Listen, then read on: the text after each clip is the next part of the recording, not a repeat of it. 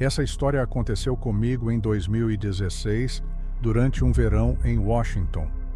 Meu primo veio me visitar e o que começou como uma trilha qualquer acabou se tornando uma das experiências mais bizarras da minha vida. A gente achou uma ponte antiga, isolada, no meio do mato. E ali, alguma coisa estranha aconteceu, algo que quase fez ele se jogar. Como se tivesse sido chamado por alguma coisa que eu não conseguia ver. Até hoje eu não consigo explicar direito o que foi aquilo. Mas desde aquela noite, nunca mais enxerguei o mundo da mesma forma. Vou te contar isso de forma detalhada. E espero que você nunca passe por isso. Eu sempre fui uma pessoa prática, racional, daquelas que gostam de entender como as coisas funcionam. Nunca fui do tipo que se deixa levar por histórias mal contadas, lendas urbanas ou teorias conspiratórias. E por muito tempo me orgulhei disso. Mas, às vezes, a vida acontece de um jeito que te obriga a rever quem você é. E se você está me ouvindo agora, é porque eu ainda estou tentando entender o que exatamente aconteceu naquela noite. Foi em agosto de 2016. Meu primo, Lucas, veio passar uma temporada comigo. A gente cresceu junto, como irmãos. Só que depois da faculdade, cada um seguiu seu caminho. Ele mudou para o Oregon, começou a trabalhar com design e a gente se falava pouco, coisa de adulto, né? Mas naquele verão ele me ligou do nada e disse: Preciso respirar. Washington parece um bom lugar para sumir por uns dias. Eu topei. Tinha férias acumuladas e, no fundo, queria reconectar com ele. Nos primeiros dias, a gente fez o básico: trilhas leves, fogueira à noite, cerveja barata, nostalgia.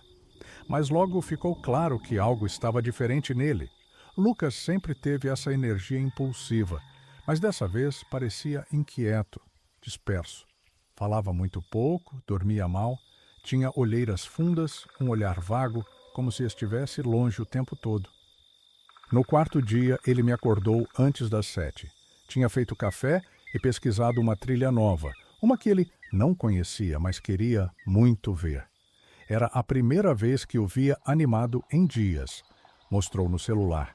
Um caminho escondido em uma reserva secundária nos arredores de Tacoma. Eu olhei com desconfiança. Era uma área pouco sinalizada que não aparecia nem no Google Maps com clareza. Mas, sinceramente, não parecia perigoso, apenas isolado. E como não tínhamos grandes planos, aceitei. A estrada até lá era bem tranquila, com aqueles trechos estreitos de asfalto que desaparecem entre árvores grossas. Depois de estacionarmos em uma clareira meio improvisada, seguimos por uma trilha que começava entre dois pinheiros. Parecia pouco usada. O mato estava alto. Logo de cara, algo me incomodou. O silêncio. Um tipo de silêncio que a gente não costuma notar até se dar conta da ausência de qualquer som natural. Nem um pássaro, nem vento. Era como se o ar estivesse preso entre as árvores. Mas seguimos. Lucas ia na frente, determinado. O caminho era bonito, sim, mas denso. Árvores muito juntas, raízes por todos os lados, e aquele cheiro de madeira úmida que vai ficando mais forte conforme se entra no bosque. A ponte apareceu de repente, como se tivesse sido colocada ali por engano. Era de pedra escura, antiga, as laterais baixas, cobertas por musgo. Abaixo dela, um leito raso de pedras e água lenta. Parecia não ter ninguém por quilômetros. Lucas foi direto para o meio da ponte. Eu fiquei um pouco atrás observando. Ele olhava fixamente para baixo, para o rio. É aqui, ele murmurou. Eu me aproximei. Aqui o quê? Ele não respondeu, só ficou ali, parado. Achei que ele estava só contemplando, mas havia algo errado. O jeito que ele estava não era normal. Era uma quietude forçada, uma rigidez nos ombros, no pescoço, como quem está ouvindo alguma coisa, mas tenta fingir que não. Depois de alguns segundos, ele começou a andar, devagar, um passo de cada vez, rumo à borda da ponte. Não disse nada, não olhou para mim, Os braços pendiam soltos, o olhar fixo. Chamei seu nome, nada. De novo, mais alto, nada. Aquilo me fez gelar. Corri até ele e segurei seu braço. Estava gelado. Quando toquei nele, ele pareceu acordar por um segundo, como alguém que sonha de olhos abertos. Mas ao invés de parar, ele tentou se soltar. Não com violência, mas com insistência, como uma criança tentando fugir de um puxão. Lucas, fala comigo, cara. Ele continuava olhando para frente, sem piscar, como se estivesse vendo algo que eu não via. Então ele pisou com um pé sobre a borda da ponte. Eu segurei mais forte e puxei com tudo. Ele cambaleou e caiu de joelhos. Respirava fundo, como se tivesse acabado de emergir debaixo d'água. Demorou quase 1 minuto até ele dizer alguma coisa. Eu não sei o que foi isso, eu só... fui. Senti como se tivesse que ir até lá. Voltamos pelo mesmo caminho em silêncio. A floresta parecia ainda mais fechada na volta. Eu só pensava no que tinha acabado de acontecer. Ele não estava bêbado, não estava drogado. E aquele olhar eu nunca tinha visto nele. No carro, ele ficou encarando o vidro. Você ouviu alguma coisa? Não, só o silêncio. Tinha um som, baixo, como um apito, mas não constante. Vinha em ondas e... não sei explicar, parecia que mexia com minha cabeça. Na hora eu só balancei a cabeça. Mas a verdade é que, por um momento na ponte, eu também senti algo. Uma pressão na nuca, um calor atrás dos olhos. Sutil, mas real. Como uma brisa morna que não devia estar ali. Lucas começou a ficar mais calado. Não dormia direito. Às vezes, quando conversávamos, ele se perdia no meio das frases, olhava para o nada por longos segundos, dizia que ainda sentia a direção da ponte. Como se, mesmo longe, soubesse onde ela estava. Como se uma bússola interna o apontasse para lá.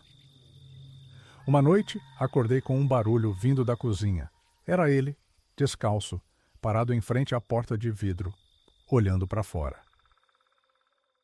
Tá tudo bem? Ele não respondeu de imediato. Depois virou a cabeça, lentamente. Você sente às vezes que alguma coisa te observa? Aquilo me deixou inquieto. Respondi que não. Mas depois daquela noite, comecei a trancar meu quarto por dentro. 1 semana depois, ele desapareceu. Acordei e ele não estava em casa. Celular desligado, carteira na mesa. Pegou só a mochila pequena. A primeira coisa que pensei foi na ponte. Dirigi até lá com o coração acelerado. A trilha estava mais fechada que antes. Tudo parecia mais denso. Ao chegar à ponte, senti um arrepio. Estava vazia, mas vi pegadas frescas na terra úmida perto da borda. As mesmas botas que ele usava. Chamei por ele por quase meia hora. Nada. Comecei a andar pela margem do rio. Foi quando o vi, sentado de costas, embaixo da ponte, na beira da água. Olhava fixamente para o reflexo da ponte na água. Quando me aproximei, ele disse: Aqui embaixo o som é mais claro. Me sentei ao lado dele e ficamos ali por um tempo. O silêncio parecia apertar os pulmões. Ele estava diferente. Não assustado nem perturbado. Apenas ausente. Você precisa sair daqui, eu disse. Ele ficou em silêncio por alguns minutos. Depois apenas murmurou: Você não entende, ainda não. Depois disso, nunca mais voltamos àquela ponte. Ele foi embora alguns dias depois. Disse que precisava ir para longe de florestas. Nos falamos às vezes, mas algo nele mudou para sempre. E quanto a mim, eu tentei esquecer, tentei racionalizar. Talvez tenha sido alguma frequência sonora, um fenômeno geológico, sei lá, uma falha no campo magnético, algo que afetou nosso cérebro de forma sutil. Existem explicações, certo? Mas o que nunca consegui explicar foi o sentimento. Aquela sensação específica, naquele momento, como se algo maior estivesse ali. invisível, intangível, mas presente. E o que mais me incomoda é que, às vezes, bem raramente, quando estou sozinho, em silêncio completo, eu sinto aquela mesma pressão na nuca e o ar à minha volta para de se mover. E por um instante, só um, me dá uma vontade absurda de sair andando para algum lugar que eu não consigo lembrar, mas que eu tenho certeza de que existe. Se essa história te prendeu até aqui, deixa um like, se inscreve no canal e ativa o sininho para não perder as próximas. Tem muita coisa que eu ainda não contei, e algumas talvez eu nem devesse contar.